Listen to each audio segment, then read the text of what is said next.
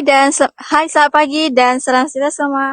Kembali kita dalam podcast Suara Warisan. Baiklah, hari ini bersama saya dua orang tetamu jemputan, iaitu Saudari Alia dan Saudari Insyirah. Dan hari ini kita akan membincangkan berkaitan dengan Hamzah Fansuri, iaitu tokoh besar dalam dunia kesusasteraan Melayu.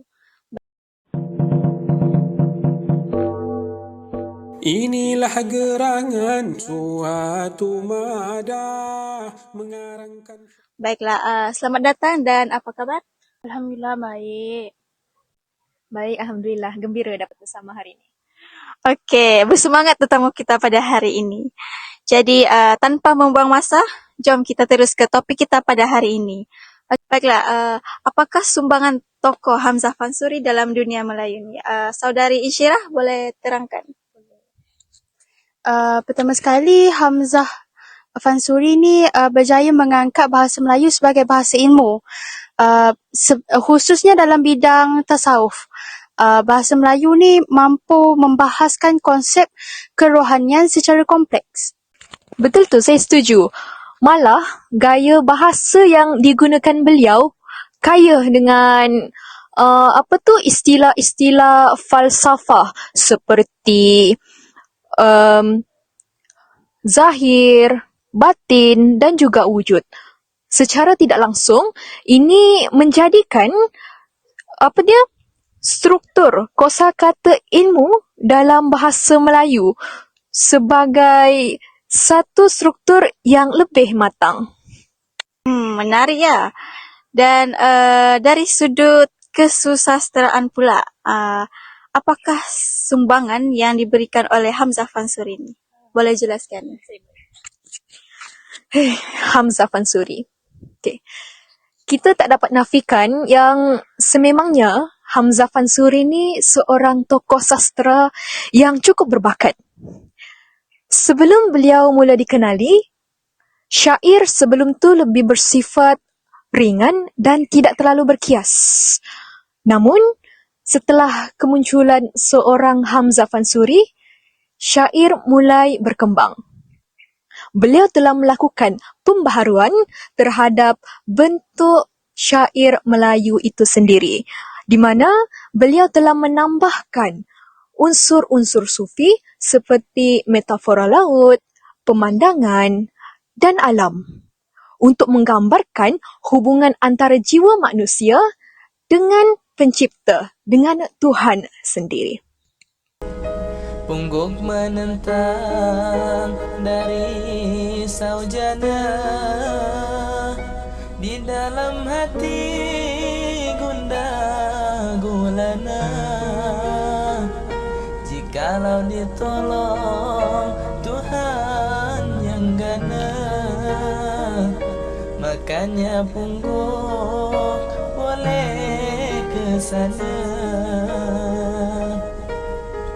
Saya nak tambah juga bahawa beliau turut memperkukuhkan tradisi Sufi Nusantara. Banyak daripada penyair selepasnya meniru gaya dan struktur pemikirannya. Oleh itu, Hamzah Fansuri ni bukan sahaja seorang penyair, tapi pencetus aliran bagi bidang syair ni. Wah, sungguh kreatif Hamzah Fansuri ini. Baiklah, kita lihat pula dari sudut pemikiran Islam. Apakah sebenarnya sumbangan Hamzah Fansuri ini? Boleh terangkan? Dari sudut pemikiran Islam pula, beliau berjaya memasyarakatkan tasawuf. Kalau kita dapat mengikut ilmu yang kita ada, tasawuf ni ditulis dalam bahasa Arab. Jadi hanya ulama'-ulama' saja yang boleh faham. Jadi Hamzah Fansuri ni pun menulis dalam bahasa Melayu supaya orang-orang Melayu dapat faham dan mendalami ilmu kerohanian dengan secara mendalam.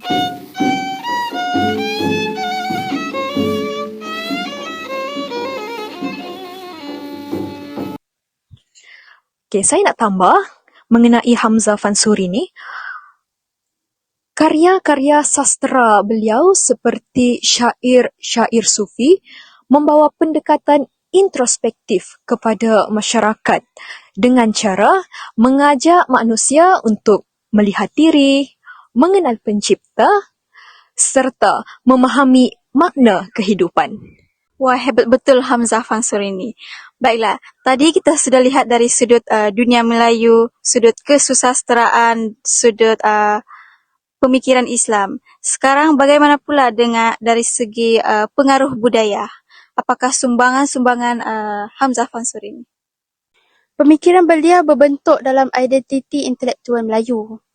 Pemikiran ini menegaskan bahawa dunia Melayu bukan sekadar menerima ilmu, tapi juga penghasilan gagasan sendiri. Benar sekali. Malah, pemikiran sufi beliau terus hidup sehingga berabad lamanya sehingga kini. Dan walaupun beliau pernah dikritik, namun legasi seorang Hamzah Fansuri terus kukuh dan gah dalam tradisi kesusasteraan Melayu. Wah, terbaik sungguh penjelasan daripada kedua-dua tetamu kita pada hari ini. Oleh itu, jelaslah sumbangan Hamzah Fansur ini besar dan pelbagai dari segi sudut pandangnya. Dan sebelum itu, terima kasih kepada kedua orang tetamu kita pada hari ini. Sesungguhnya perkongsian kita pada hari ini dapat menyuntik kesedaran kepada kita semua dalam memartabatkan bahasa dan sastera Melayu. Dan akhir sekali, sebelum saya mengakhiri podcast kita pada hari ini, izinkan saya untuk menyampaikan serangkap pantun. Baiklah, boleh? Okey. Pokok meranti megah berdiri, redup bayunya menenangkan jiwa. Sampai di sini episod terkini. Terima kasih setia bersama. Itu saja daripada kami. Terima kasih.